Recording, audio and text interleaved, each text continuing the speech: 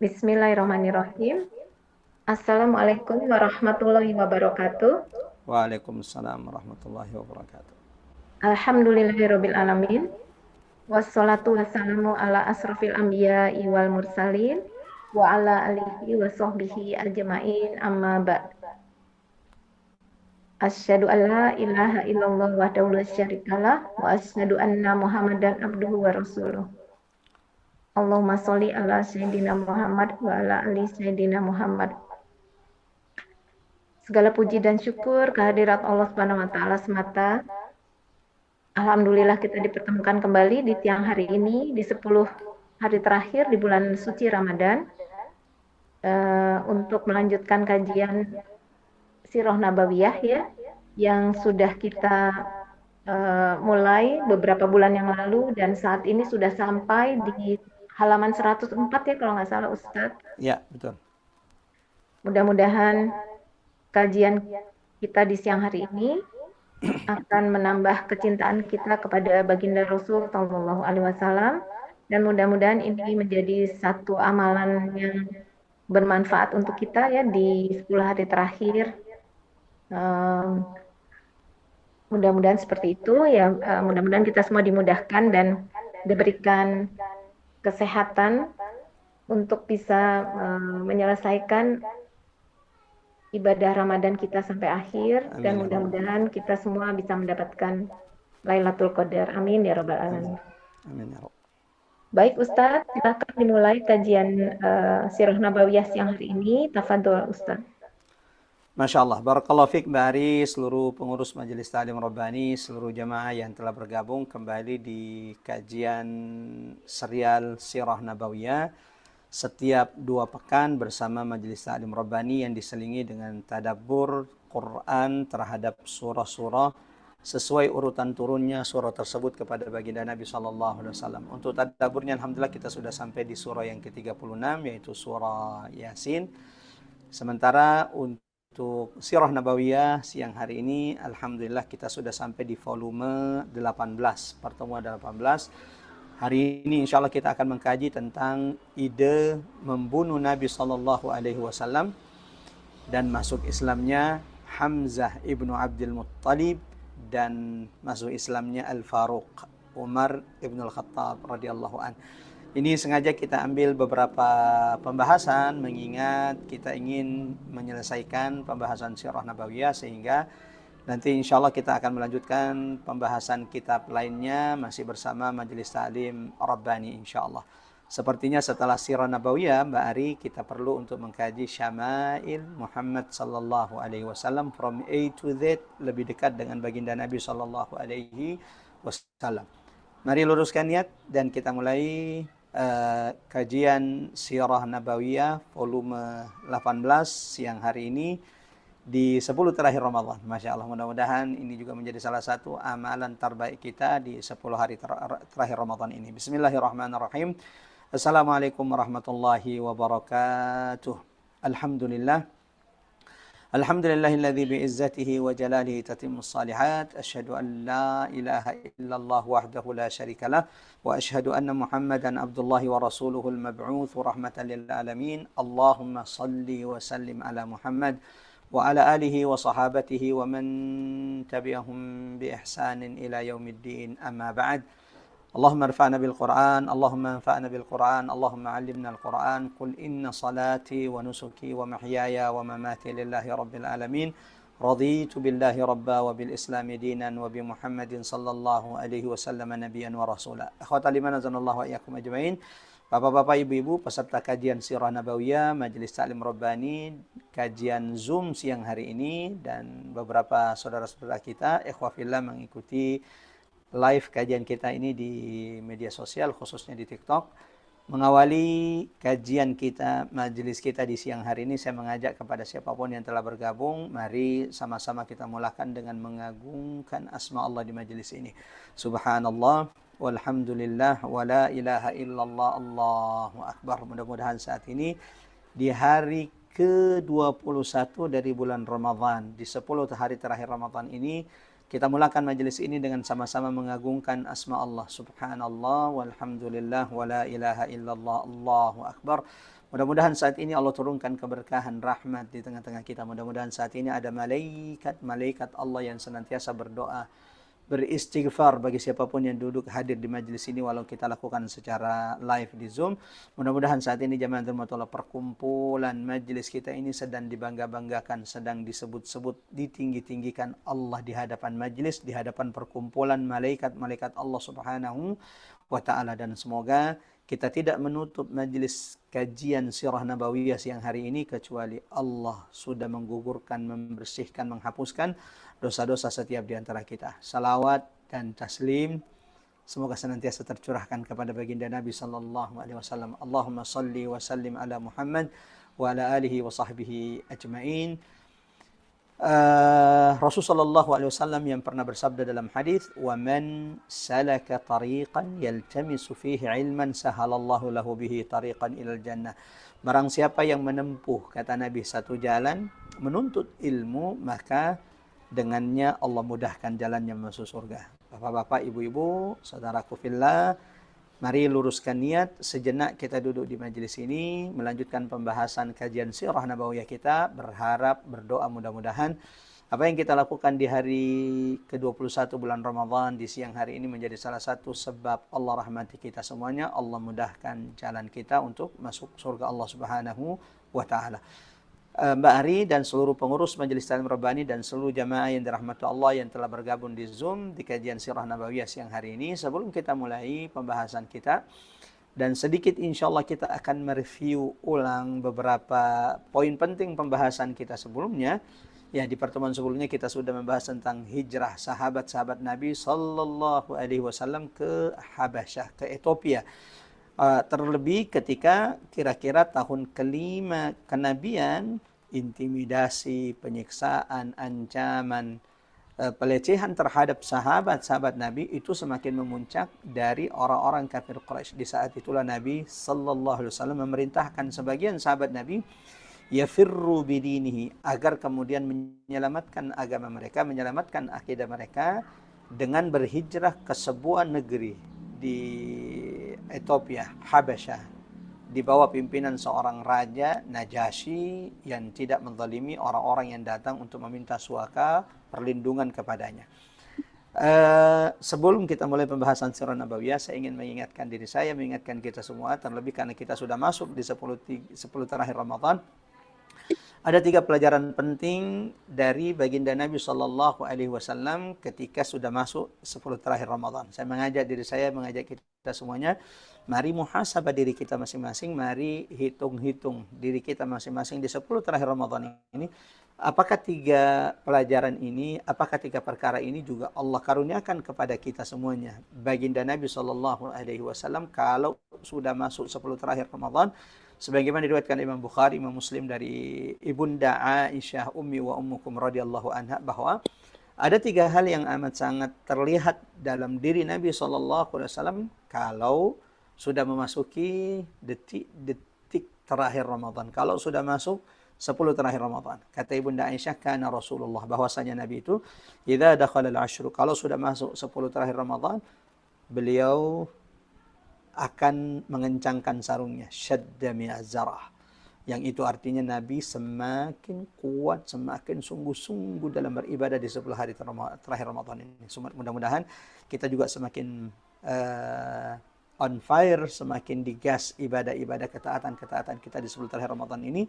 Yang kedua, ahya lailahu. Ya, Nabi kalau sudah masuk 10 terakhir Ramadan, maka kata Ibunda Aisyah, Nabi akan menghidupkan malam-malamnya. Nabi tidak tidur, memperbanyak ketaatan mulai dari qiyamul lail, tilawah, munajat, menangis di hadapan Tuhannya. Hari ini ujian kita berat. Ikhwafil dan rahmatullah. Berapa banyak saudara-saudara kita ya menghabiskan waktunya malamnya di 10 malam terakhir Ramadan ini dengan hal-hal yang jauh dari petunjuk Nabi sallallahu alaihi wasallam. I'tikaf bukan di masjid, i'tikaf adanya mereka i'tikafnya di mall.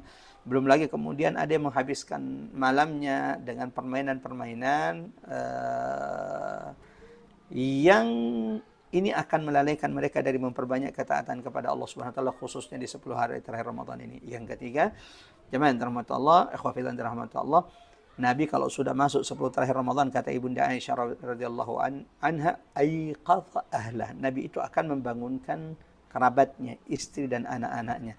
Ini mengajarkan kepada kita jemaah rahmatullah bahwa Ramadan itu tidak mengajarkan kita egois. Ramadan itu jangan sampai kita hanya fokus i'tikaf di masjid tapi melupakan keluarga, istri, anak yang ada di rumah. Kita fokus memperbaiki diri, sementara bisa jadi anak istri kita semakin jauh dari petunjuk-petunjuk, semakin jauh dari agama Allah Subhanahu wa taala. Nabi mengajarkan kita agar Ramadan, khususnya 10 terakhir Ramadan ini, menjadi momen terbaik bagi kita untuk mentarbiyah, mendidik, menjadikan keluarga kita ini keluarga yang Allah turunkan rahmat keberkahan di dalamnya dengan menjaga, menghidupkan 10 malam terakhir Ramadan. Semoga 3 pelajar ini menjadi pengingat bagi kita agar kita senantiasa dimampukan meneladani Nabi sallallahu alaihi wasallam. Semakin kuat ketaatan di 10 terakhir. Yang kedua, menghidupkan malam-malam di 10 terakhir dengan ketaatan kepada Allah Subhanahu wa taala. Yang ketiga, ikhwah fillah yang dirahmati oleh Allah, di 10 terakhir ini jangan lupakan keluarga. Jangan hanya fokus memperbaiki diri, tapi lupa anak yang semakin jauh dari petunjuk Allah, istri yang bisa jadi, pasangan yang bisa jadi, juga di bulan Ramadan ini melalaikan ketaatan kepada Allah Subhanahu wa taala. Semoga kita tidak keluar dari Ramadan kecuali Allah sudah jadikan kita pribadi-pribadi yang bertakwa.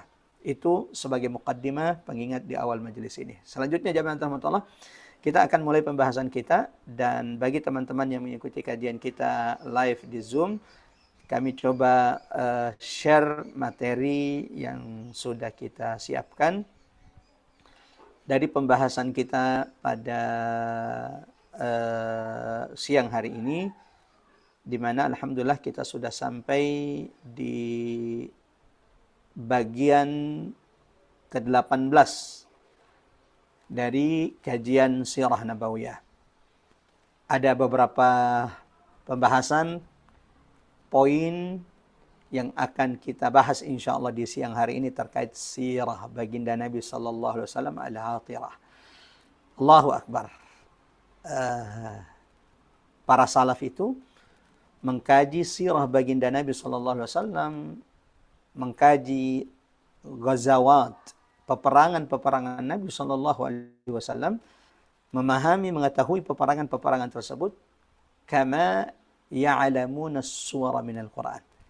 Seperti mereka menghafal, mengetahui surah-surah dalam Quran. Seperti mereka hafal Al-Falaq, An-Nas, Al-Ikhlas, ya, Al-Lahab, Al-Kafirun. Ternyata seperti itu para salaf itu, tabi'in dan tabi'ut tabi'in, mempelajari sirah baginda Nabi SAW. Maka jangan heran bagaimana sahabat, bagaimana salaf, tabi'in dan tabi'ut tabi'in amat sangat kuat meneladani Nabi sallallahu alaihi wasallam, karena memang mereka mengenali Rasul sallallahu alaihi wasallam dengan amat sangat baik. Hari ini jemaah rahmat Allah, berapa banyak di antara kita yang masih melalaikan untuk mengkaji sirah baginda Nabi sallallahu alaihi wasallam? Mustahil. Kita bisa mencintai Nabi sallallahu alaihi wasallam seperti yang dianjurkan Allah dan Rasulnya kalau kita tidak mengenali Nabi sallallahu alaihi wasallam.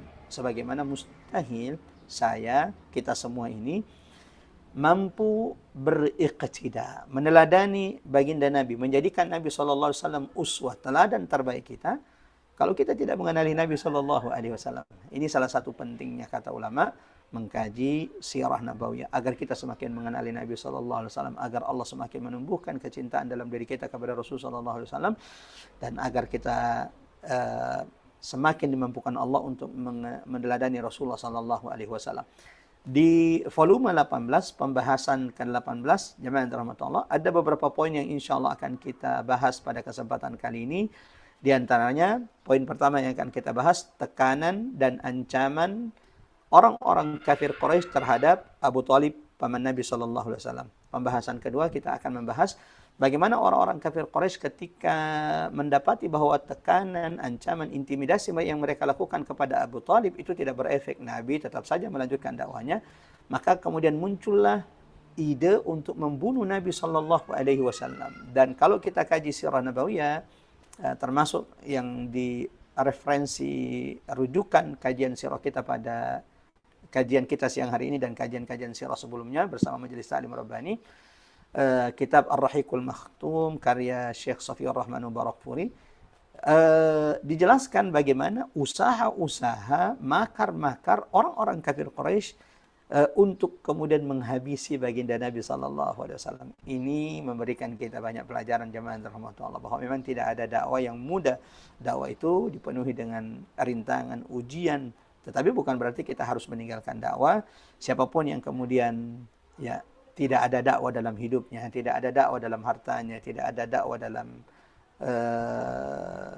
kegiatannya, maka termasuk orang-orang yang merugi di hadapan Allah sebagaimana Allah tegaskan dalam Quran surah Al-Asr, wal 'asr innal insana lafi khusr illa alladziina amanu wa 'amilus shalihat wa tawassaw bil haqqi wa tawassaw bis sabr. Kemudian pembahasan ketiga kita akan membahas tentang masuk Islamnya singa Allah, Asadullah. Masuk Islamnya Hamzah ibnu Abdul Muttalib, paman Rasulullah sallallahu alaihi wasallam. Yang ini semakin menguatkan eksistensi kaum muslimin, sahabat-sahabat Nabi sallallahu alaihi wasallam, dakwah Nabi sallallahu alaihi wasallam di kota Makkah saat itu. Dan yang terakhir, ini kalau waktunya cukup, insyaallah kita akan membahas masuk Islamnya Al-Faruq, Umar ibn Al-Khattab radhiyallahu an, yang ternyata diam-diam baginda Nabi sallallahu alaihi wasallam pernah mendoakan Nabi di dekat bukit, Nabi sallallahu alaihi wasallam pernah mendoakan Umar ibn Al-Khattab ketika Nabi sallallahu alaihi wasallam sedang berada di dekat bukit Safa. Ini kira-kira pembahasan kita jamaah rahmatullah di kajian Sirah Nabawiyah siang hari ini, bagian ke-18, volume ke-18 bersama Majelis Ta'lim Rabbani. Kita masuk ke pembahasan pertama. Tapi sebelum masuk ke pembahasan pertama jamaah rahmatullah, ancaman dan intimidasi orang-orang kafir Quraisy yang mereka lakukan terhadap paman Nabi Abu Talib. Ya. Di pertemuan sebelumnya kita sudah membahas tentang bagaimana sahabat-sahabat Nabi yang melakukan hijrah ke Habasyah. Mudah-mudahan ibu-ibu, bapak-bapak, peserta kajian rutin bersama Majelis Ta'lim Rabbani masih ingat nih, berapa kali sahabat itu hijrah ke Ethiopia atau ke Habasyah, negeri Habasyah. Ya, jawabannya 2 kali. Hijrah pertama sahabat Nabi ke Habasyah ya, kurang lebih di tahun pertengahan tahun kelima kenabian, ketika kemudian ada sekitar 12 sahabat Nabi, 12 laki-laki dan 4 wanita dari sahabat-sahabat Nabi SAW, diantaranya Dzun-Nurain, sang pemilik 2 cahaya, Utsman ibn Affan, dan istri tercinta Ruqayyah. Hijrah dari kota Makkah ke Habasyah ketika memang saat itu intimidasi, siksaan, ancaman kepada sahabat-sahabat Nabi itu semakin keras. Khususnya sahabat-sahabat yang tidak memiliki kabilah yang kuat, yang menopang, melindungi mereka dari intimidasi orang-orang kafir Quraisy. Lalu kemudian terjadilah peristiwa ketika Nabi Shallallahu Alaihi Wasallam berada di Masjidil Haram. Lalu kemudian Nabi membaca surah An-Najm, wan najmi idza hawa, sampai Nabi di ayat maka bersujudlah, beribadahlah kepada Allah dan bersujudlah kepadanya. Lalu kemudian Nabi sujud. Sahabat yang mendengarkan ayat itu dan perintah itu kemudian juga ikut sujud. Bukan cuma itu.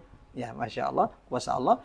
Tiba-tiba orang-orang kafir Quraisy yang menyaksikan, memperhatikan, mengawasi Nabi saat itu yang sedang sholat membaca surah An-Najm, terlena dengan keindahan bacaan Quran Nabi yang membaca surah An-Najm. Dan ketika fa'budullaha wasjudu, ketika Nabi membaca ayat dan beribadahlah kepada Allah dan kepadanya kalian bersujud, Nabi sujud, sahabat sujud, bahkan orang-orang kafir Quraisy ikut sujud saking kuatnya bacaan Quran dari surah An-Najm yang dibaca Nabi sallallahu alaihi wasallam. Nah, gara-gara peristiwa ini muncul rumor, muncul isu di tengah jazirah Arab saat itu bahwa orang-orang Quraisy itu sudah berbondong-bondong masuk Islam.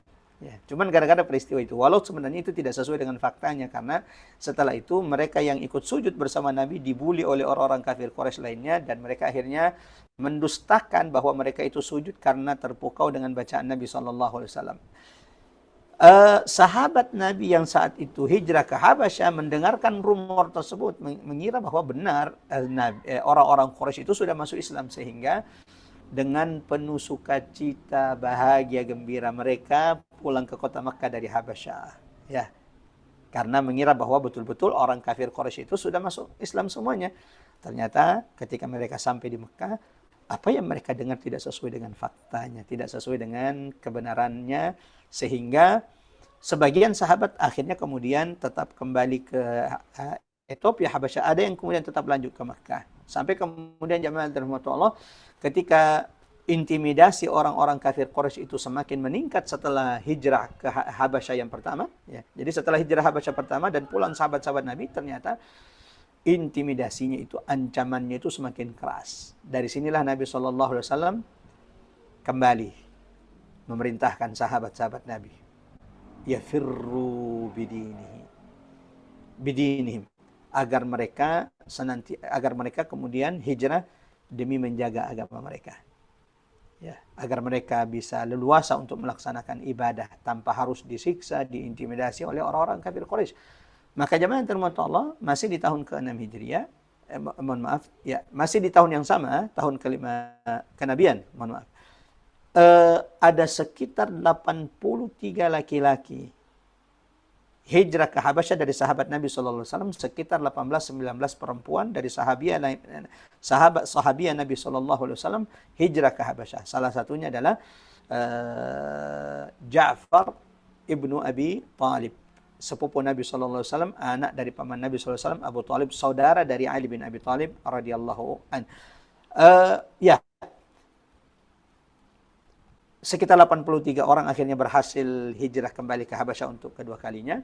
Walau kemudian orang-orang kafir Quraisy tidak tinggal diam. Mereka mengutus 2 orang diplomat ulung mereka, salah satunya sahabat Nabi Amr ibn al-As, agar Raja Najasyi dengan membawa hadiah beraneka ragam macam hadiah dibawa oleh 2 negosiator ulung ini, ya, diplomat ulung ini, salah satunya Amr ibn al-As radhiyallahu an, sebelum belum masuk Islam, agar Raja Najasyi mau mendeportasi, memulangkan semua sahabat-sahabat Nabi, 83 laki-laki, 18 atau 19 perempuan, dikembalikan ke Mekah. Allahu Akbar.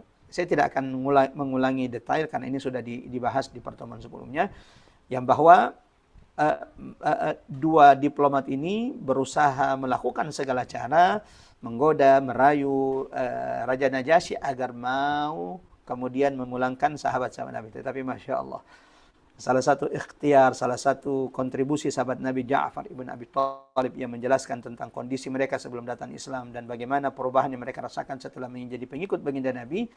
Akhirnya Raja Najasyi tidak membiarkan sahabat-sahabat Nabi dipulangkan ke Mekah, bahkan menjamin keamanan mereka. Sehingga 2 utusan kafir Quraisy ini pulang dengan tangan kosong. Ikhwafillah yang dirahmati Allah Subhanahu wa taala, kita lanjut. Ini kira-kira ringkasan pembahasan kita sebelumnya. Kita mulai poin pertama, pembahasan pertama pada siang hari ini, tekanan dan ancaman terhadap Abu Talib. Ya, setelah hijrah kedua ke Habasyah, jadi sepulang sahabat dari hijrah Habasyah, dakwah Nabi sallallahu alaihi wasallam semakin kuat dan semakin menyebar di kota Mekah dan di luar kota Mekah. Wa makaru wa makarallah.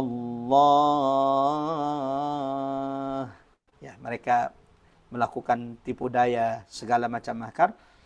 Wa makarallah wallahu khairul makirin. Semakin Islam itu diintimidasi, semakin sahabat Nabi sallallahu alaihi wasallam disiksa.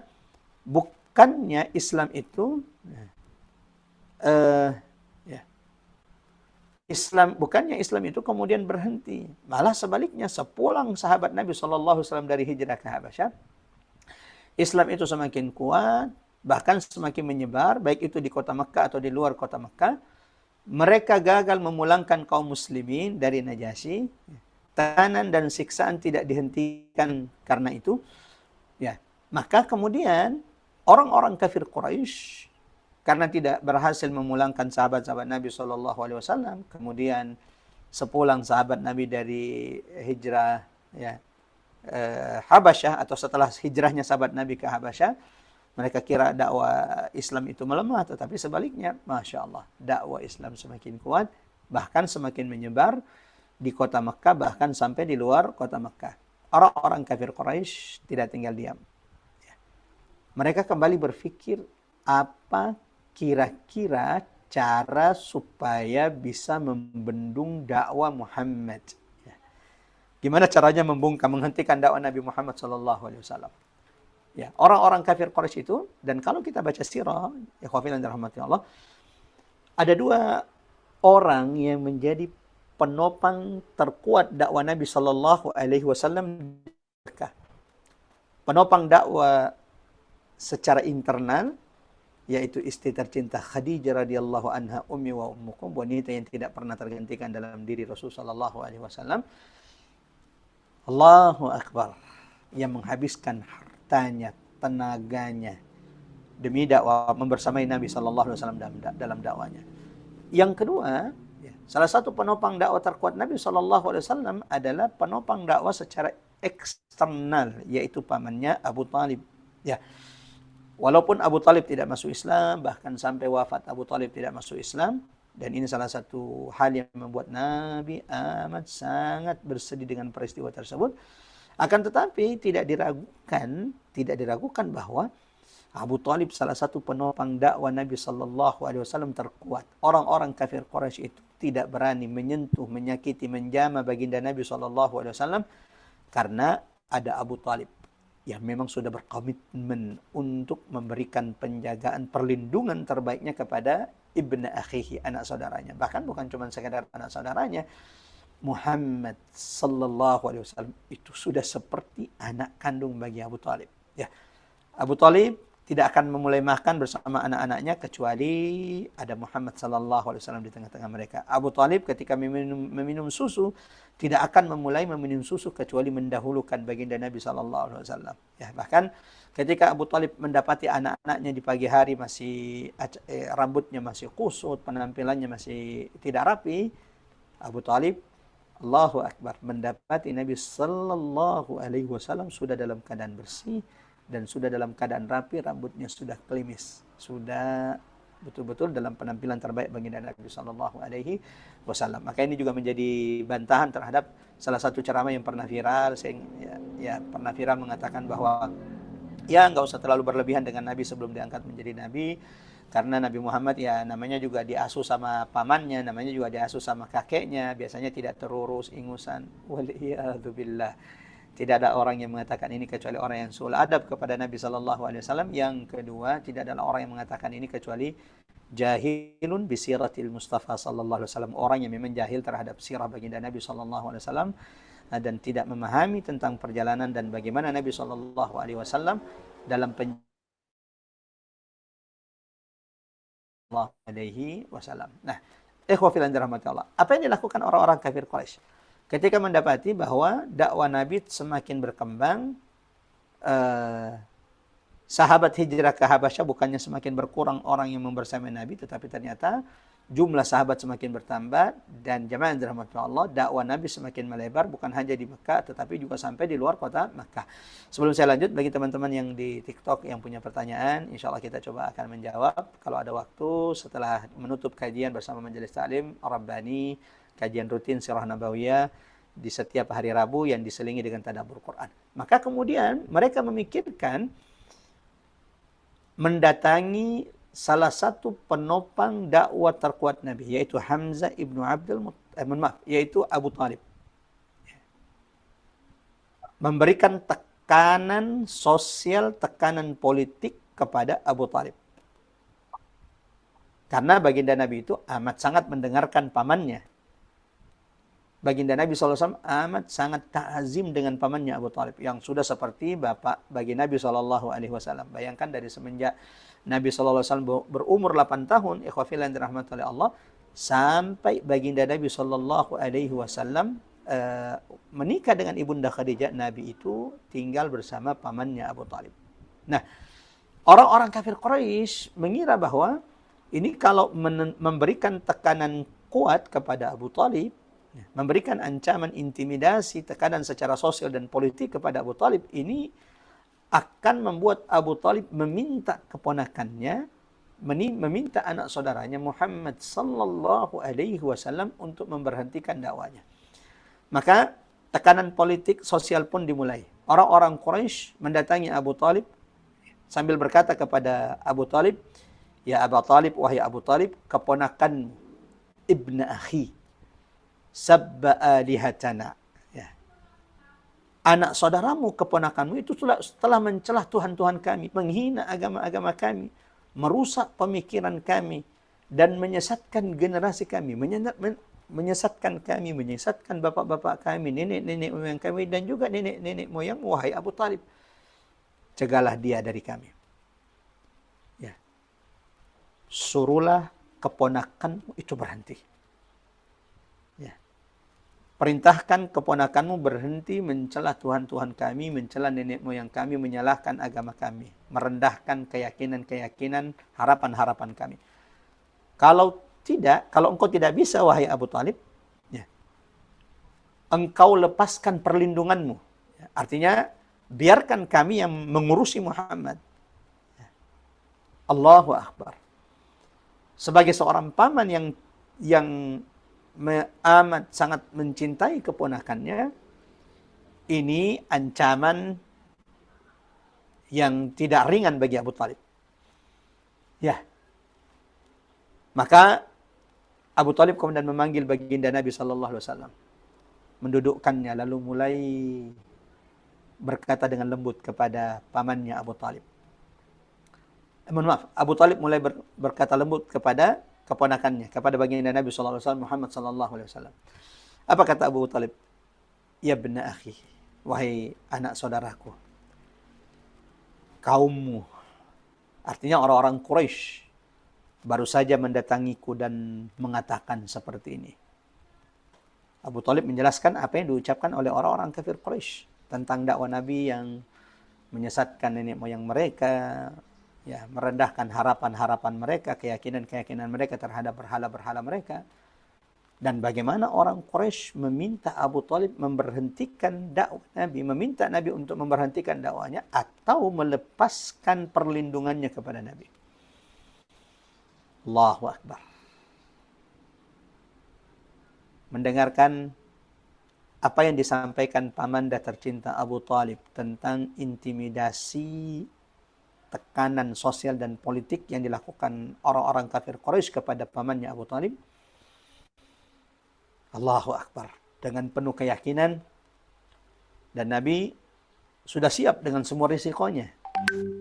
Kalaupun akhirnya pamannya melepaskan perlindungannya, tak lagi menjaganya, tak lagi melindunginya, Nabi dengan tegas mengatakan kepada pamannya Abu Talib, ya am. Yang kemudian ucapan Nabi SAW ini diabadikan dalam tinta emas sirah sejarah ini. Allahu Akbar. Apa kata Nabi kepada Abu Talib? Ya am, law wada'u syamsa an yamini wal qamara an shimali ala an atruka hadzal amr fa wallah lan atrukaha. Wahai pamanda, seandainya orang-orang kafir Quraisy, jangankan intimidasi, ancaman, bahkan ingin membunuh, seandainya mereka meletakkan matahari di tangan kananku, bulan di tangan kiriku, agar aku meninggalkan perkara dan urusan ini, demi Allah yang jiwaku ada di genggamannya, aku tidak akan meninggalkannya sampai sampai Allah menangkan aku, au uhlak, atau sampai aku binasa. Allahu Akbar. Ini jawaban Nabi atas permintaan pamannya Abu Talib setelah intimidasi, ancaman dari orang-orang kafir Quraisy.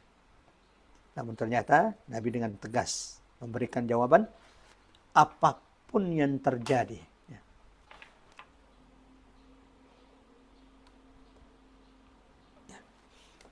Apapun yang terjadi, kata Nabi SAW, Nabi tidak akan meninggalkan, tidak akan berhenti dari mendakwakan agama Allah Subhanahu wa taala.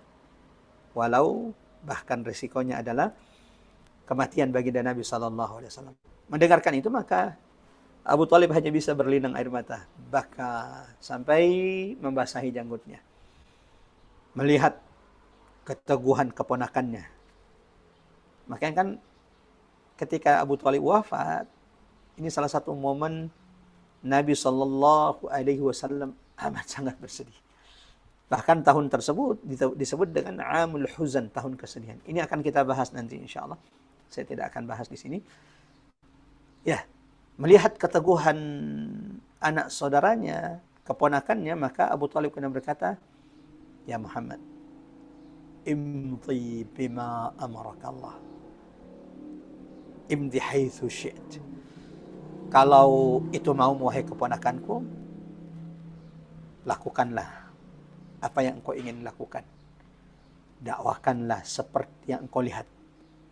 Itu baik dan benar.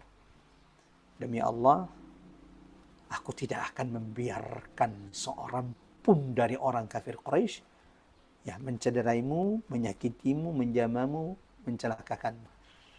Allahu Akbar. Sepulang dari rumah pamannya, Nabi melanjutkan dakwanya kembali.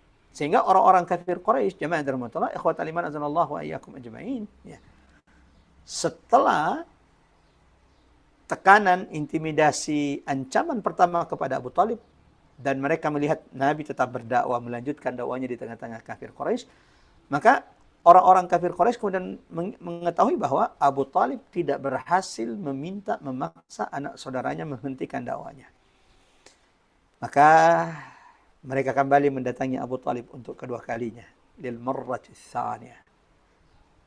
Dan ini ancamannya lebih keras daripada ancaman sebelumnya. Ultimatum orang-orang kafir Quraisy kepada Abu Talib. Kami tak lagi sabar terhadap apa yang dilakukan oleh keponakanmu. Pilihlah salah satu, engkau hentikan dia, engkau hentikan dia, atau kami memerangimu dan dia. Ini bukan main-main ini. Bahkan jemaah dirahmati Allah, mereka juga ngasih solusi. Ya, mereka juga masih memberikan solusi kepada Abu Talib. Ya. Kalau kendalanya karena Muhammad itu adalah anak keponakannya yang sudah seperti anak sendiri, maka orang-orang kafir Quraisy ini mencari laki-laki Quraisy yang paling tampan, dengan harapan laki-laki Quraisy yang paling tampan ini dibarter, ditukar dengan Nabi. Laki-laki tampan itu diberikan kepada Abu Talib untuk dijadikan sebagai anak, sementara Muhammad diberikan kepada mereka sebagai barternya. Ya terserah Quraisy mau bunuh, mau menyiksa, seterusnya.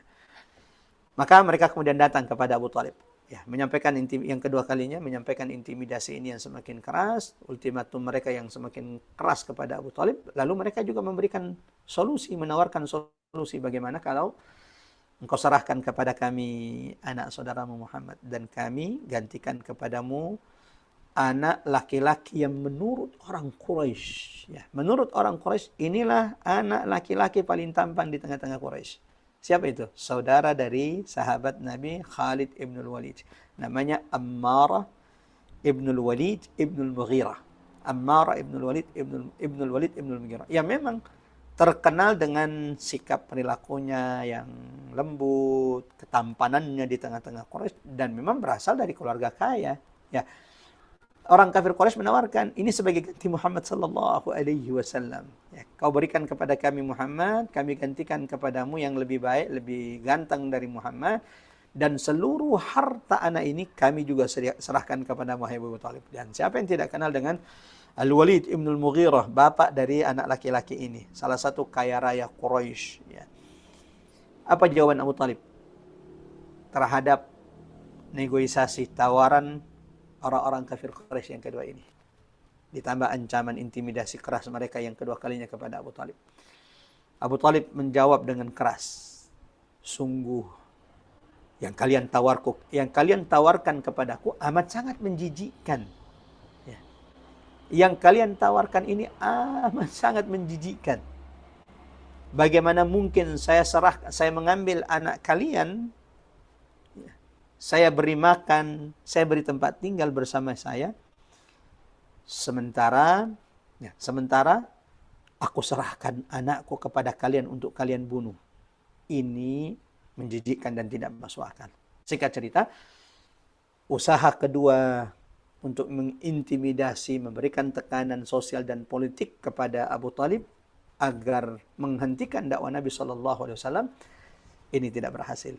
baginda Nabi sallallahu alaihi wasallam terus melanjutkan dakwanya di tengah tekanan, di tengah intimidasi orang-orang Quraisy di kota Makkah, bahkan di luar kota Makkah. Dari sini jamaah rahmat Allah, kita masuk ke pembahasan kedua. Ya. Ide orang-orang Quraisy untuk menghabisi Nabi sallallahu alaihi wasallam.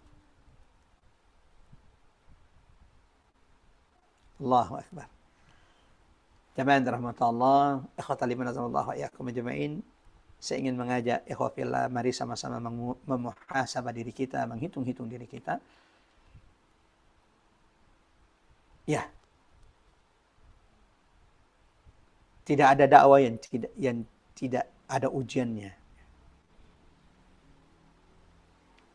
Setiap kita perlu untuk menghitung-hitung, memperhatikan dirinya. Adakah dakwah dalam kehidupan kita? Ustadz, saya tidak bisa ceramah. Siapa yang mengatakan bahwa dakwah itu harus ceramah? Ceramah itu hanya bagian kecil dari dakwah. Ya, hanya bagian dari dakwah.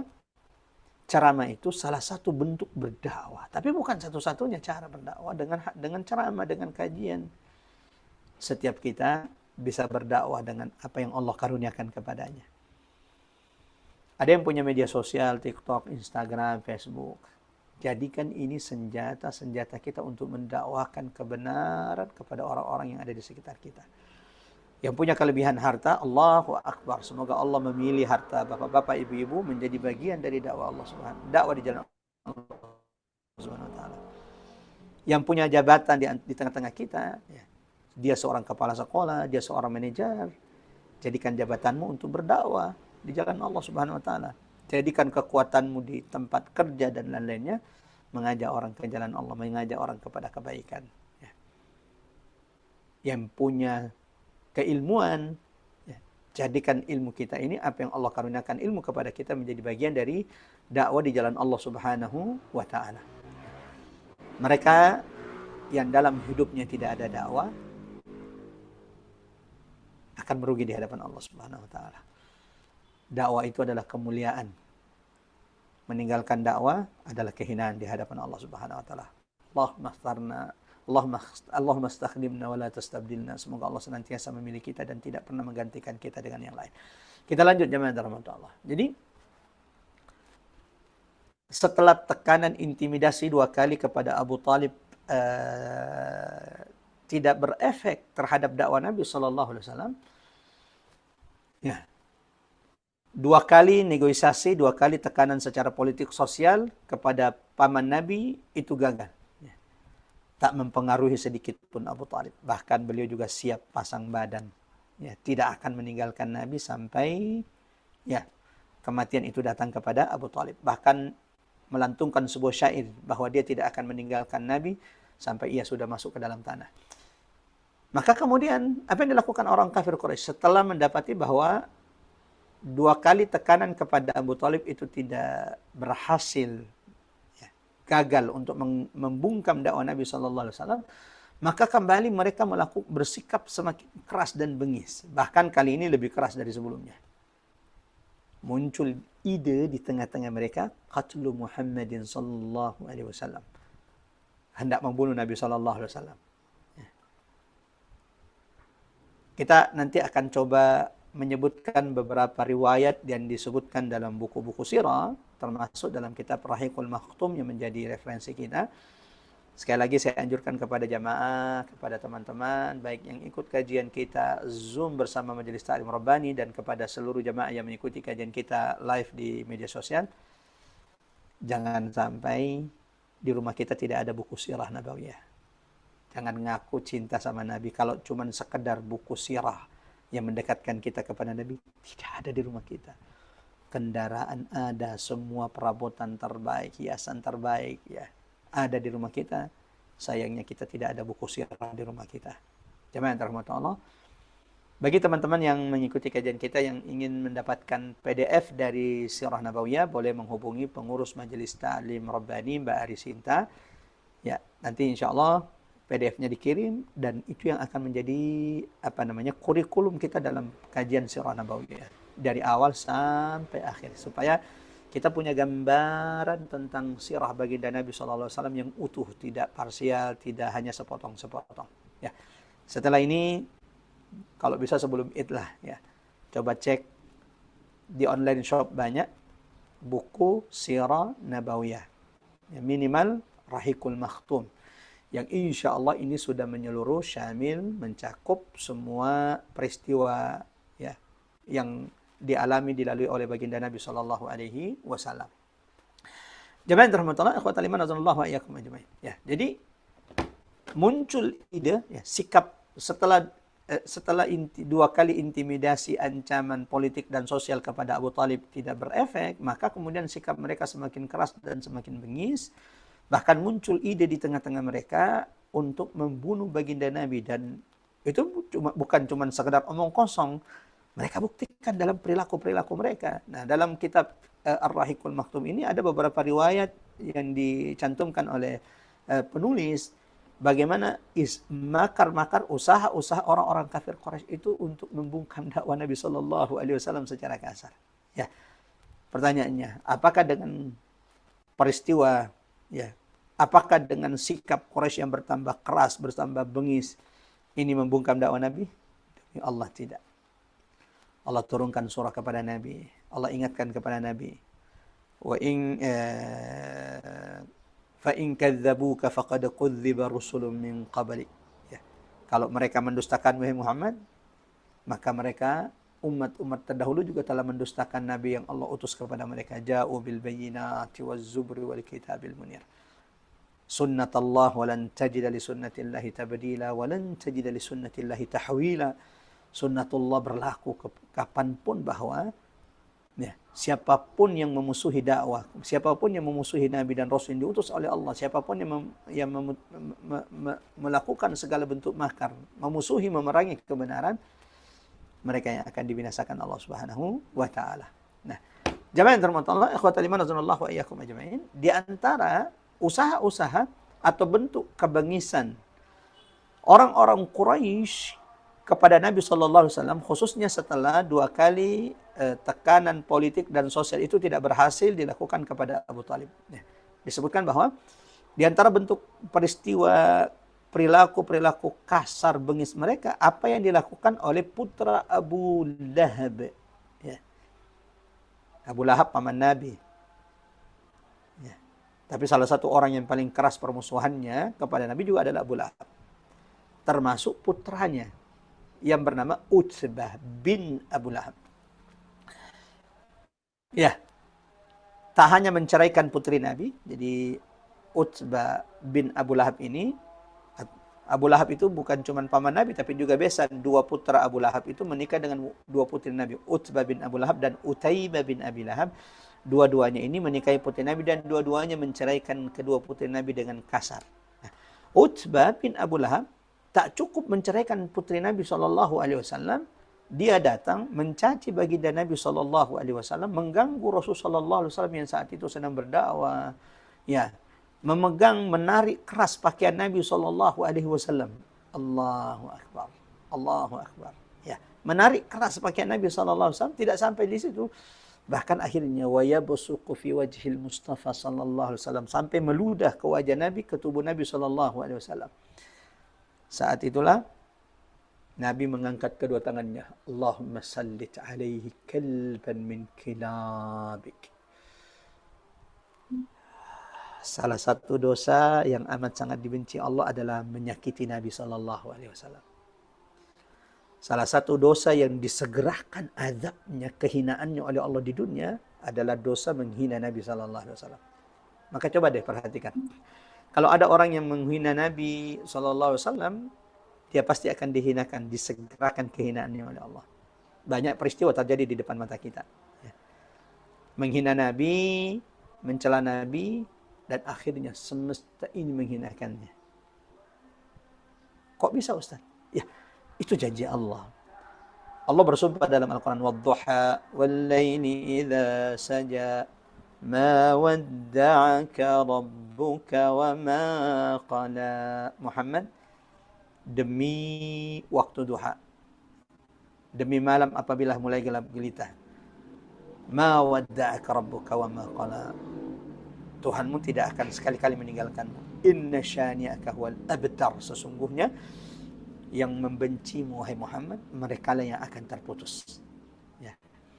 Utbah bin Abi Lahab, tadi sudah kita sampaikan bagaimana dia mengganggu, mencaci, menarik pakaian Nabi dengan kasar, meludahi Nabi sampai Nabi berdoa, Allahumma sallit alaihi kalba min kilabik. Ya Allah, ya, buatlah dia dilahap dengan seekor anjing dari ciptaanmu. Allahu Akbar. Ya, doa Nabi pasti mustajab. Dan ini sudah janji Allah kepada Nabi. Inna kafainakal mustahzin. Allah yang menghukum, ya, memberikan balasan bagi siapapun yang mencela, merendahkan, menghina baginda Nabi SAW. Apa yang terjadi jemaah Allah? Dalam sebuah perjalanan dagang dari Mekah ke Syam, yang di tengah-tengah mereka ada Utbah bin Abu Lahab yang pernah meludahi wajah Nabi SAW.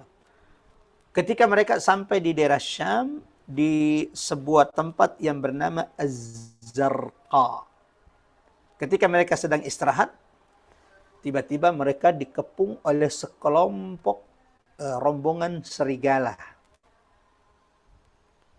Ya. Yang membuat panik semua pedagang-pedagang Quraisy, terlebih siapa? Utbah bin Abu Lahab. Dia teringat bahwa Nabi pernah berdoa untuknya. Allahumma salli alaihi kalban min kilabik. Ya Allah, buatlah dia dimakan, dilahap oleh salah satu anjing dari anjing-anjing yang kau ciptakan di bumi ini. Teringat akan dakwah Nabi dan dia tahu bagaimana mustajabnya doa Muhammad sallallahu alaihi wasallam. Saat itulah dia yakin bahwa serigala-serigala ini akan memakannya, akan membunuhnya, akan membinasakannya. Dan betul, serigala-serigala ini tidak menyerang kafilah-kafilah dagang Quraisy lainnya. Serigala-serigala yang ada ini hanya menyerang satu orang. Siapa? Utbah bin Abu Lahab, yang pernah menyakiti Nabi SAW. Sampai Nabi doakan agar dibinasakan, dimakan, dilahap oleh anjing yang diciptakan Allah. Tiba-tiba anjing serigala tersebut kemudian menerkamnya, menggigit tengkuk kepalanya sampai binasa. Allahu Akbar. Ya, peristiwa lain, bukti bagaimana usaha kafir Quraisy itu untuk membungkam, menghentikan dakwah Nabi SAW, keinginan mereka untuk membunuh Nabi SAW. Ya, Ibnu Ishaq meriwayatkan bagaimana Abu Jahal itu pernah bersumpah di depan orang-orang Quraisy. Ya. Billata wal Uzza, demi Lata dan Uzza. Abu Jahal itu bersumpah, kalau Muhammad berani untuk sujud, ya, di depan Ka'bah, kalau Muhammad berani sujud di depan Ka'bah, ya, kalau dia datang lagi besok ke Ka'bah dan sujud di Ka'bah, saya akan pecahkan kepalanya dengan batu. Saya akan ambil batu besar dan saya akan pecahkan kepalanya. Bayangkan, ini janji dia di depan orang-orang Quraisy. Sumpah dia di depan orang-orang Quraisy. Keesokan harinya, dan ancaman itu sampai kepada Nabi SAW. Apakah Nabi kemudian ciut? Apakah Nabi kemudian takut? La wallah. Allah turunkan Quran surah Al-Alaq. Kalla la tuti'hu wasjud waqtarib. Muhammad, jangan pernah dengarkan apa yang diucapkan, dikatakannya. Sekali-kali wasjud waqtarib, teruslah engkau sujud dan mendekat dengan Tuhan. Ya. Abu Jahal sudah siap dengan batunya. Ya.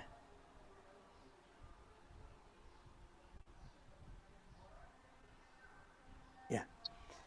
Jemaah yang dirahmati Allah, ikhwatal iman azallahu wa yakum ajmain. Abu Lahab, ya, datang dengan sudah siap dengan batunya, karena dan orang-orang Quraisy itu sudah memperhatikan Abu Lahab. Benar nggak nih Abu Lahab akan melakukan apa yang dijanjikannya, apa yang disumpahkannya. Ya. Menunggu kedatangan baginda Nabi SAW, yang tidak lama Nabi akhirnya juga datang. Berdiri, salat, dan ketika Nabi sujud, dan orang-orang Quraisy sedang memandangi Abu Jahal.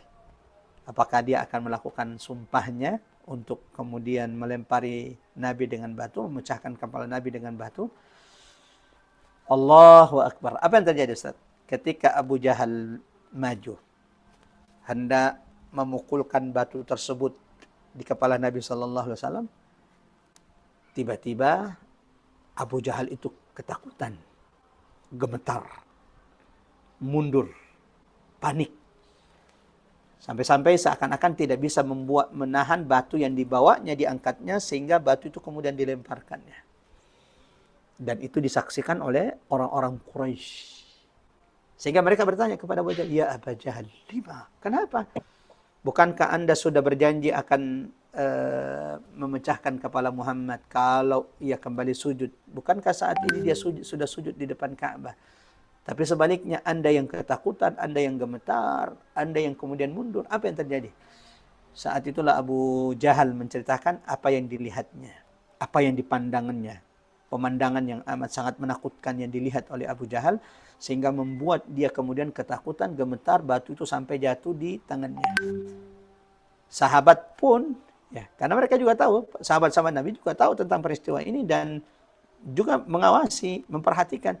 Tapi ketika mendapati Abu Jahal ketakutan, lemas, ya, menjatuhkan batunya, sahabat juga bertanya kepada Nabi. Orang kafir Quraisy bertanya kepada Abu Jahal, lalu Abu Jahal mengatakan ada unta yang amat sangat besar menakutkan, ya, seakan-akan akan menerkamnya, sehingga membuatnya kemudian mundur. Sahabat bertanya kepada Nabi, "Ya Rasulullah, apa rahasia? Kenapa kemudian Abu Jahal itu tidak berhasil? Kenapa Abu Jahal tidak berhasil, tidak jadi kemudian untuk menjatuhkan batu yang sudah disiapkannya kepada Nabi Sallallahu Alaihi Wasallam?" Nabi menjawab, "Wahai sahabatku, innahu Jibril." Ya, yang dilihat Abu Jahal itu adalah Jibril. Lau taqaddama khutwah. Seandainya Jibril maju lagi satu langkah, dia akan dicabik-cabik oleh malaikat Jibril. Dibinasakan Allah Subhanahu wa taala. Jamaah yang dirahmati Allah, ikhwatal iman radhiyallahu wa iyyakum ajmain. Al-Bukhari, ya, meriwayatkan dari Urwah ibnu Zubair. Urwah ini adalah putra dari sahabat Asma binti Abi Bakar dan sahabat Nabi Zubair ibnul Awam, hawari Rasulullah sallallahu alaihi wasallam, termasuk tabi'in yang banyak meriwayatkan hadis dari Ibunda Aisyah radhiyallahu anha dan sahabat-sahabat yang lain. Ya, dari Al-Bukhari, dari Urwah ibnu Zubair, meriwayatkan dari Ibnu Amr ibnu al-As, sahabat Nabi sallallahu alaihi wasallam, tentang bagaimana orang-orang kafir Quraisy itu tidak berhenti melakukan segala cara, segala makar untuk membungkam dakwah Nabi sallallahu alaihi wasallam, termasuk bagaimana membunuh Nabi sallallahu alaihi wasallam. Beberapa riwayat sudah kita sampaikan, riwayat Utbah bin Abu Lahab, riwayat Abu Jahal yang ingin memecahkan kepala Nabi sallallahu alaihi wasallam. Nah, di antaranya juga apa yang diriwayatkan dari sahabat Nabi Abdullah bin Amr bin al-As radhiyallahu anhuma, ya. Ketika datang seorang kafir Quraisy yang bernama Uqbah ibn Abi Mu'ayth. Ya. Orang ini asalnya dia tidak memusuhi Nabi. Tapi karena akhirnya dia dibuli oleh orang-orang kafir Quraisy karena tidak memusuhi dakwah Nabi SAW, akhirnya dia juga melakukan perilaku kasar, keras kepada Nabi SAW, sehingga ya termasuk salah satu orang yang didoakan Nabi kebinasaan dan Allah binasakan, hancurkan di perang Badar. Jadi salah satu pembesar-pembesar kafir Quraisy yang dibunuh oleh kaum muslimin di Badar itu adalah Uqbah ibn Abi Mu'ayth. Aslinya dia tidak memusuhi Nabi, tapi karena dibuli, dia hanya ikut-ikutan kemudian memusuhi Nabi SAW, menyakiti Nabi SAW, bahkan termasuk orang yang paling menyakiti Nabi SAW. Namanya Uqbah ibn Abi Mu'ayth. Apa yang dilakukannya? Suatu saat, dia datang ke sisi Ka'bah mencari Nabi Muhammad SAW yang saat itu memang sedang beribadah di sisi Ka'bah. Diambilnya kainnya. Setelah diambil kainnya, dililitkannya kain itu di leher Rasulullah sallallahu alaihi wasallam yang saat itu Nabi sedang beribadah kepada Tuhannya. Ya. Uqbah bin Abi Mu'ayth mengambil kainnya lalu kemudian mengikat sekeras-kerasnya kain tersebut. Ya. Lalu kemudian menariknya dengan kuat. Ada sahabat mengatakan bahwa ini salah satu peristiwa yang paling menyakitkan kepada Nabi. Apa yang dilakukan Uqbah ibn Abi Mu'ayt ini salah satu perilaku paling kasarnya orang Quraisy kepada Nabi SAW. Ya. Ada yang mengejek, ada yang cuma sekedar melempari Nabi, ada yang cuma sekedar memberikan kotoran di atas punggung Nabi, menjauhi Nabi, ya, mencibir Nabi. Tapi apa yang dilakukan oleh Uqbah ibn Abi Mu'ayt ini salah satu yang paling kasar. Dia ambil kainnya, dililitkan di leher Nabi SAW, lalu ditariknya dengan keras sampai-sampai membuat Nabi SAW sesak. Sehingga sahabat Nabi Abu Bakar As-Siddiq sampai harus lari menyelamatkan Nabi SAW sambil menangis mengatakan, "Ataktuluna rajulan?" Apakah kalian tega membunuh seorang laki-laki? Yaqulu Rabbi Allah. Cuman gara-gara mengatakan Tuhanku adalah Allah, atau yang menyuruh kalian untuk menyembah Allah Subhanahu wa taala semata. Sampai di sini, ikhwah fillah yang dirahmati Allah, kita masuk ke pembahasan terakhir, dan sepertinya jemaah yang dirahmati Allah, kita cukupkan sampai di sini mengingat saat ini sudah menjelang asar untuk daerah Bone dan sekitar. Jemaah yang dirahmati Allah, ikhwatal iman radhiyallahu iyyakum ajmain, ya. Segala cara usaha mereka lakukan untuk membungkam dakwah Nabi, menyakiti Rasulullah SAW, bahkan ide untuk membunuh Nabi SAW itu muncul di tengah-tengah orang kafir Quraisy, bukan cuma sekedar sebatas ide, tetapi usaha-usaha makar-makar mereka pun dilakukan kepada Nabi SAW. Salah satunya atau diantaranya beberapa riwayat sudah kita sampaikan di pembahasan sebelumnya. Allahu Akbar, di tengah kezaliman seperti ini, di tahun ke-6 kenabian, intimidasi kepada Nabi SAW, kepada sahabat-sahabat Nabi SAW, kepada kerabat-kerabat Nabi, muncul secercah cahaya. Muncul cahaya baru bagi kaum muslimin yang menguatkan dakwah baginda Nabi SAW, yaitu masuk Islamnya Hamzah ibnu Abdul Muttalib. Hamzah bukan cuma disegani ketika beliau sudah masuk Islam, ketika dijuluki Asadullah singa Allah, bahkan sebelum beliau masuk Islam, di antara pemuda Quraisy yang kuat. Ya. Jadi dijuluki singa Allah itu bukan karena dia beliau paman Nabi. Allahu Akbar, di medan perang dan Uhud menjadi saksinya. Kalaulah Hamzah tidak dicurangi, tidak mudah bagi orang kafir Quraisy itu untuk menjatuhkan, menumbangkan Hamzah singa Allah Subhanahu wa taala. Salah satu pemuda Quraisy yang disegani, terkenal dengan pemuda Quraisy yang kuat, terpandang. Bagaimana tidak? Dari Bani Hashim, keturunan Abdul Muttalib. Ya.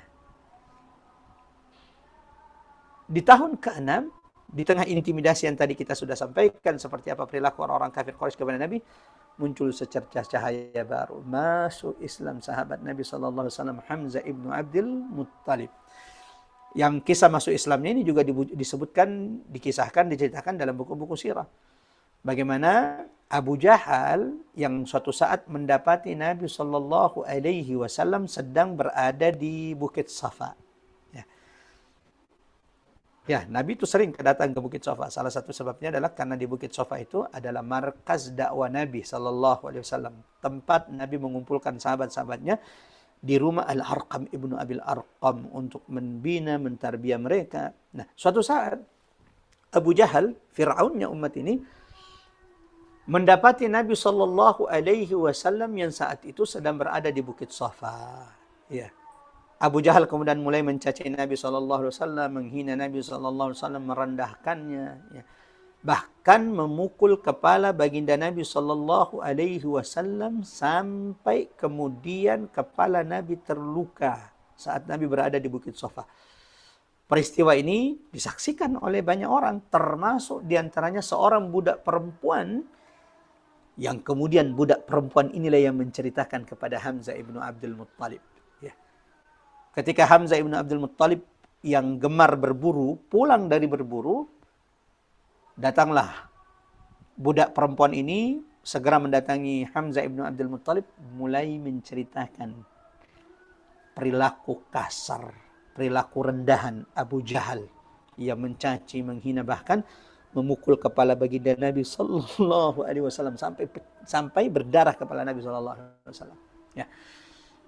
Hamzah mendengarkan itu maka kemudian membuat dia amarah berkobar dalam diri Hamzah. Ya. Mendengarkan itu, dia tidak mencari baginda Nabi SAW.